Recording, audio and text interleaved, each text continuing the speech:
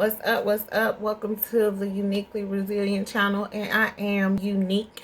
If this is your first time visiting, hello, welcome, and thank you. Please hit that like and subscribe button now and leave a few comments if you want to share your experience. And if you are returning, thank you for the love. Thank you, thank you, thank you. So we're going to get into it. This is part 4 of how I survived 2020.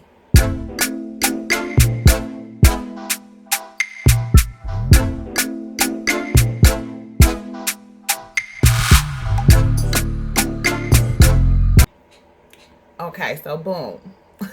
I start all my videos off like that. Okay, so boom.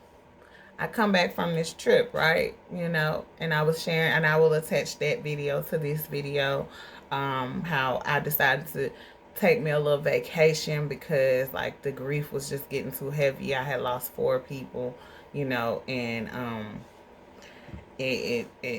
just needed a getaway, and everything was shut down. Everything was shut down. When I finally got to my destination in Miami, the beaches were shut down. But we did get to find a beach or whatever. And we when we got back, I stayed in the bed for about 2 weeks. I didn't clean up my room. My room was a mess. And mind you, I was still in that transition to moving down to this area. So it was like half there, half not there. Like it wasn't sleepable down here just yet. So I was still in that phase. But I stayed in my bed for about 2 weeks, and I was up grieving heavy. Like I'm talking about like late nights, early mornings, like just up all the time, just just crying myself to sleep some nights, and because I lost both of my parents, so grief really kind of it paralyzes me sometimes, and I just stayed in that funk for a good little while, right? And so, and I'm trying to do my best on my job. At that time we were working from home. Um, and being, in the beginning, I would wake up, make me some coffee or some tea, and go sit at the table, the dining room table.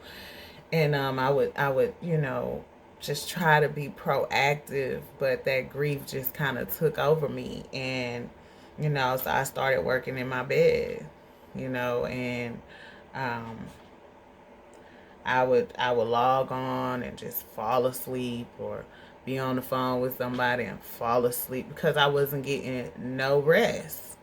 Like I was literally up all night long with these thoughts and these emotions, or either somebody talking to me, because again, as I said, I'm in recovery from substances, so it's not like I could just pop me old Percocet or something and just fall asleep, or drink myself to sleep, or just get so high to where I can go to sleep. Like I really had to have people talk me off the ledge, because I was like really I wanted to get high. I'm not even gonna lie. Like I wanted something to make this go away. Cause what I was doing, the dudes with the S, or the girls with the S that I was dealing with, they wasn't working. The shopping wasn't, Fashion Nova wasn't working no more. The cooking wasn't working no more. I don't know about everybody else, but I just started really cooking during quarantine because we ain't had no choice. Cooking wasn't working no more. Like I was just trying to find stuff to make me feel better, and it just wasn't working no more. So I found myself in this bed.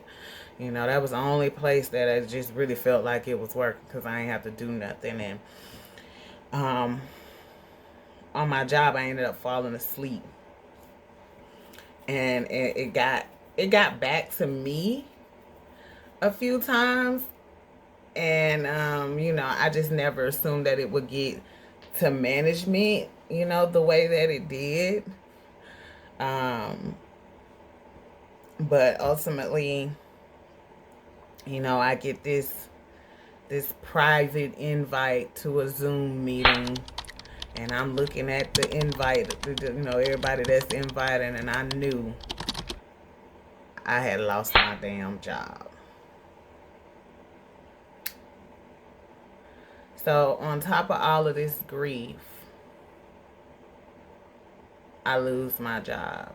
And that was June 10th, 2020.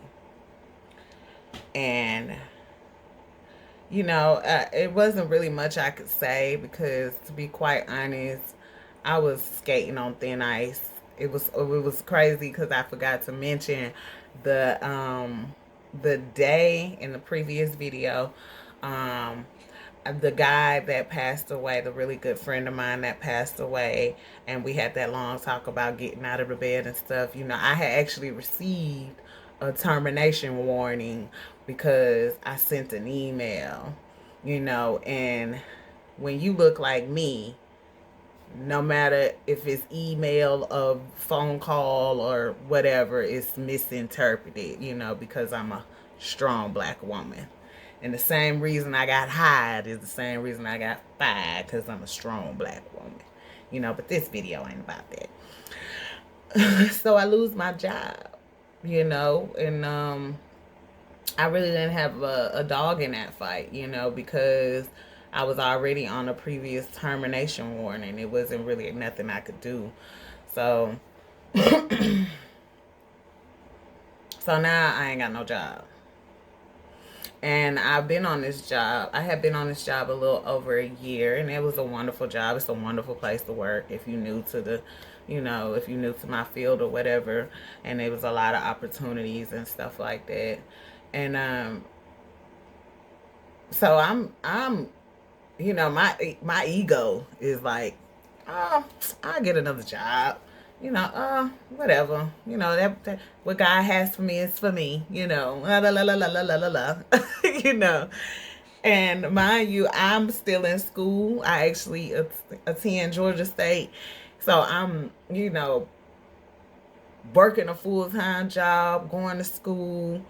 So it was just, it was a little bit too much anyway, and now that I'm not working, I'm like, shoo, I needed this break, Actually haven't worked since then, and we're going into 2021 right now, and that's only by God's grace, but I lose my job, right? And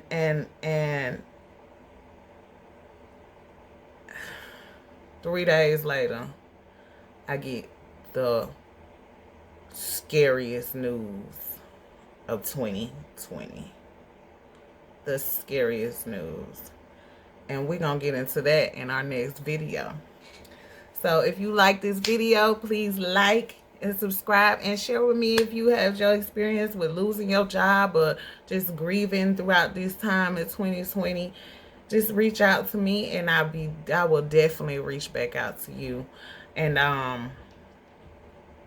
we gonna keep it going. I told you it gets worse, baby, so hold on. It gets worse. See y'all next.